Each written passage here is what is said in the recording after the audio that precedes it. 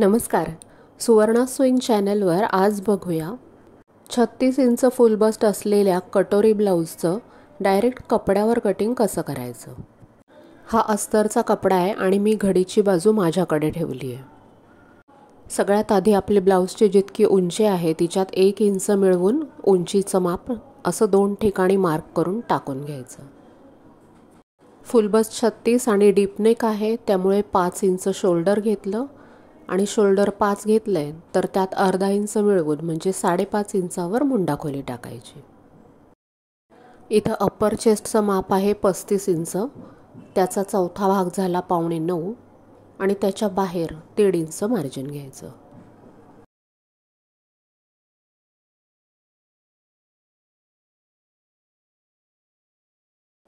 इकडे खालच्या बाजूला जेवढी कंबर आहे तिचा चौथा भाग करायचा, त्यात 1 इंच टक्ससाठी मिळवायचा आणि त्याच्या बाहेर 1.5 इंच मार्जिन. इथं आपण 34च्या आतल्या मापासाठी 1.25 इंच आणि त्याच्या पुढे 1 इंच घेऊन मागच्या मुंड्याचा आकार देतो. हे अगदीच सरळ लाईन आली आहे म्हणून मी थोडंसं आतमध्ये घेतलं, तेवढं चालतं. आता इथून आतमध्ये आपल्याला जेवढी शोल्डर पट्टी पाहिजे तिच्यात अर्धा इंच मिळवून टाकून घ्यायचं. मागचा गळासुद्धा आपल्याला जितका पाहिजे त्यात अर्धा इंच मिळवायचं, कारण अर्धा इंच वरती शोल्डर शिवण्यात जातं. मी गळारुंदी 3 इंच घेतली आहे, तुम्ही पाहिजे तर 3.5 सुद्धा घेऊ शकता आणि मग गळ्याचा आकार आपण पाहिजे तसा देऊ शकतो. कमरेकडे मार्जिन सोडून जेवढं अंतर आहे त्याचा बरोबर मध्य काढायचा आणि तिथे टक्स घ्यायचा. टक्सची उंची मी साधारण गळ्या इतकीच घेतली आहे. आता आपण हा टक्स शिवतो त्यानंतर इकडचा भाग असतो ना तो थोडा खाली उतरतो, त्यासाठी आत्ताच आपण इकडे 1.25 इंच वर घेऊन टक्सपर्यंत तिरकं जोडून द्यायचं. शोल्डरला मी गळ्याच्या बाजूला 1/2 इंच उतार देत असते. मी रोजच्या सवयीने आपलं कटिंग करतानाच ते 1/2 इंच खाली घेऊन कट केलं आहे. शिवाय इथं मार्जिनच्या बाजूला थोडंसं खाली तिरकं कापलं आहे. इथे मी हे 3 ब्लाऊज एकाच मापाचे कापते, 2 अस्तर एकाच कलरचे आहेत. टक्सचे मार्किंग मी कटिंग करतानाच करून घेत असते. घडीच्या बाजूला मागचा भाग कापला. आता ही जी ओपन साईड आहे तिकडं कटोरीच्या बाजूचा जो भाग असतो त्याचं कटिंग आपल्याला करायचं आहे. पण त्याच्यासाठी आधी आपल्याला हा मागचा भाग आहे तो तिथं आहे तसा आखून घ्यावा लागणार आहे. तर मी जसं व्हिडिओमध्ये दाखवते तशा पद्धतीने हा मागचा भाग इथे आपण ठेवून घ्यायचा आहे. जर माप मोठं असेल आणि गळ्याकडचा भाग थोडासा कपड्यापासून बाहेर गेला तरीसुद्धा चालू शकतं, कारण इथं आपण फक्त कटोरीच्या बाजूचा भाग कापतोय. आता इथं गळारुंदी, मुंड्याचा आकार, उंची आणि कडेचं जे मार्किंग आहे मार्जिनचं ते सगळं आहे तसं आखून घ्यायचं आहे. पुढच्या भागाचा मुंडा मागच्यापेक्षा 1/2 इंच आतमध्ये खोल करून घ्यायचा.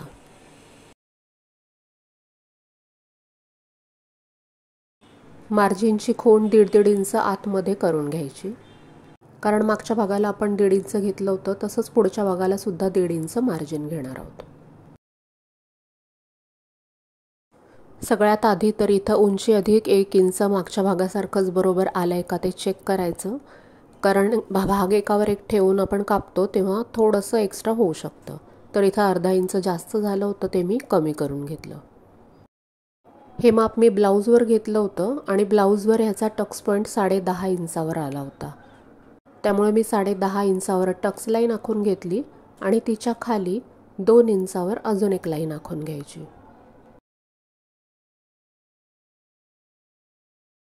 मार्जिनचं 1.5 इंच सोडून 2.5 इंच आतमध्ये 36 इंच फुल बससाठी माप घ्यायचं. इकडे सगळ्या मापांसाठी 2 इंच आणि गळ्याच्या बाजूला तुम्ही 4.5 इंच ते 5 इंच घेऊ शकता. गळा मोठा असेल तर 5 इंच घ्या आणि हे तिन्ही पॉईंट जोडत कटोरीचा आकार द्यायचा. मागच्या भागाला आपण मार्जिनकडे 1/2 इंच वर घेतलं होतं तसंच ह्याला सुद्धा 1/2 इंच वर घ्यायचं. आपण कटोरीचं पेपर कटिंग टाकतो तेव्हा ह्या बाजूला आपल्याला त्याला शिलाईसाठी मार्जिन द्यावं लागतं, तसंच मग इथं सुद्धा 1/2 इंचापेक्षा थोडं जास्त इतकं मार्जिन मी दिलं आहे. कटोरीच्या बाजूच्या भागाचं कटिंग झाल्यानंतर बाजूला जो उभा कपडा शिल्लक राहतो तिथे आपण योकपट्टीचं कटिंग करतो. आता ही 2-3 अस्तरं मी एकावर एक कापते आणि खालच्या अस्तराची रुंदी थोडीशी कमी आहे, त्यामुळे मी वरच्या बाजूला सुद्धा अंदाज घेऊन साधारण अर्धा इंच आतमध्ये लाईन आखून घेतली, कारण खालचं अस्तर तिथपर्यंतच आहे.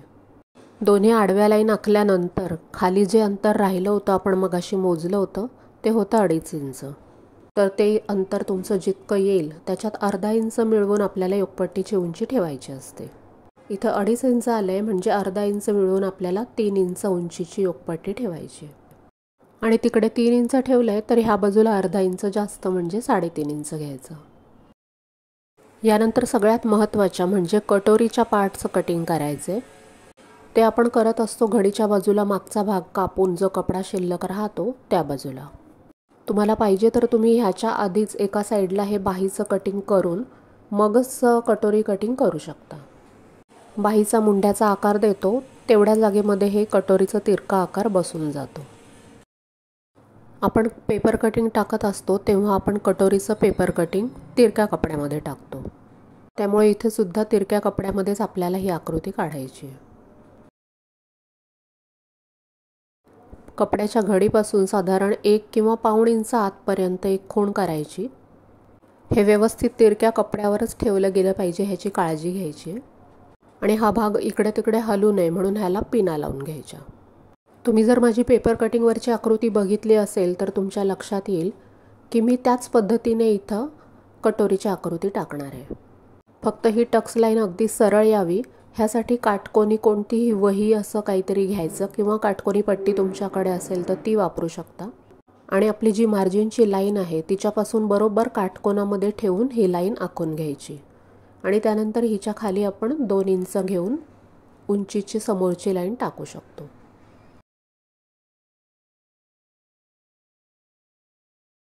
यानंतर जशी पेपरवर आकृती टाकतो त्याच पद्धतीने आपल्याला पुढचा गळा जितका पाहिजे त्यात अर्धा इंच मिळवून गळ्याचा आकार टाकून घ्यायचा.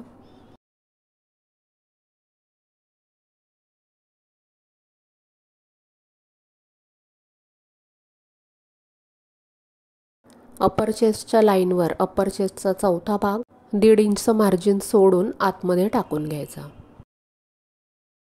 मागच्या भागाला आपण अप्पर चेस्टला 8.25 इंच टाकलं होतं तसंच इथे सुद्धा टाकलं. यानंतर फुल बस्ट आहे 36, त्याचा चौथा भाग 9 आणि त्यात 1.25 इंच लूजिंग टाकून 9.25 इंच इथं फुल बस्टच्या लाईनवर टाकायचे. तुमची जितकी फुल बस्ट असेल तिचा चौथा भाग करा आणि त्यात 1.25 इंच मिळवा. आता ह्या पॉईंटपासून सरळ खाली लाईन आखून घ्यायची आणि गळ्याकडे अप्पर चेस्टचं जे माप टाकलंय तिथून इथपर्यंत जोडून घ्यायचं. ह्या बाजूच्या भागाचा जो कटोरीचा आकार आहे तो आपण इथं तात्पुरता आखून घेतोय, पण तो आपला मूळ आकार नाही आहे. आपला मूळ आकार आहे हे मार्जिन सोडून आतमध्ये जी लाईन आहे तो आपला मूळ आकार आहे, हे लक्षात ठेवायचं. नंतर ही आकृती वाढवण्यासाठी आपल्याला हा जो आकार आखला आहे तो उपयोगी पडेल, म्हणून आत्ता आपण हे तात्पुरतं आखून घ्यायचे. कपड्यावरची जी लाईन आहे तो मूळ आकार आणि त्याच्या बाहेर 1/2 इंचापेक्षा थोडं जास्त इतकं एक्स्ट्रा मार्जिन, अशा पद्धतीने आतमध्ये जो आपण कटोरीचा आकार आखला होता त्याच्या बाहेर 1/2 इंच आपल्याला जायचं आहे. आता ही जी मूळ कटोरीची खूण आहे तिथपासून ह्या अंतराचा बरोबर मध्य काढायचा टक्ससाठी. त्या पॉईंटपासून खाली एक रेषा आखायची आणि त्याच्या खाली 1 इंच जायचं. या बाजूला योगपट्टीसाठी 1 इंच वर यायचं आणि ह्यानंतर कटोरीच्या खालच्या भागाचा आकार द्यायचा, जो अगदी सरळ न देता होडीच्या तळासारखा गोल द्यायचा. आता टक्सची रुंदी किती घ्यायची तर ह्या लाईनवर कमरेचा चौथा भाग एवढं माप आपल्याला मोजून घ्यायचे. कंबर 30 आहे, तिचा चौथा भाग आला 7.5 आणि मधलं जे अंतर राहतंय त्याचा बरोबर अर्ध करायचं आणि ह्या लाईनच्या दोन्ही बाजूला तितक्याच अंतराचा टक्स टाकायचा. आता तुमची जितकी कंबर असेल त्यानुसार तुम्हाला चौथा भाग टाकून केवढं अंतर राहतंय त्याचा अर्धा भाग करून हे माप तुम्हाला टाकायचे. त्याच्या आत अर्धा इंच आतमध्ये मी अजून एक त्रिकोण आखला. कापताना आतल्या त्रिकोणावर कापायचं म्हणजे शिवून आपल्याला बरोबर पाहिजे तेवढा टक्स तयार होईल. या बाजूला हुक आणि आयपट्टी जोडण्यासाठी 1/2 इंचापेक्षा थोडं जास्त इतकं मार्जिन ठेवायचं. आत्ता मगाशी मी जसं सांगितलं होतं तसं हा भाग काढून टाकल्यानंतर ही जी कटोरीच्या आकाराची तात्पुरती खूण आपण केली होती तिच्या बाहेर 1.5 इंच आपल्याला त्याच लाईनमध्ये माप घेत घेत आकार द्यायचा आहे. म्हणजे आपला कटोरीचा मूळ आकार आणि त्याच्या बाहेर 1/2 इंचापेक्षा थोडं कमी मार्जिन इतकं आपलं बरोबर त्याच्यामध्ये घेतलं जाईल. ह्या लाईनपासून बरोबर सगळीकडे 1.5 इंच जास्त मी घेतलं आहे.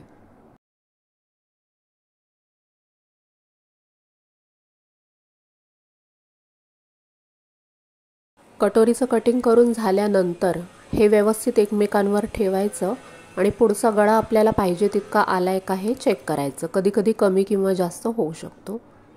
जास्त करून कमी होण्याची शक्यता असते.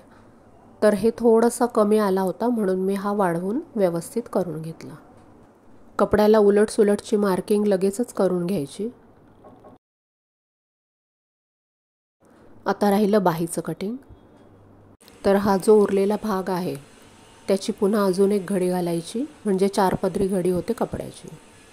बाहीसाठी आपल्याला उंची, बायसेप राऊंड आणि दंडघेर अशी 3 मापं लागतात.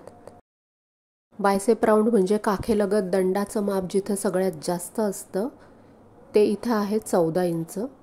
त्याच्या अर्ध झालं 7 आणि त्यात 1.5 इंच मिळवून 8.5 इंचाची मी घडी घेतली. बाहीची लांबी तयार 10 इंच पाहिजे. अस्तरचा ब्लाऊज असल्यामुळे त्यात 1 इंच मिळवलं. या बाजूला 11 इंचावर खूण केली आणि दुसऱ्या बाजूला सुद्धा 11 इंच घेऊन 3.5 इंचावर मुंडा खोलीचं माप टाकलं.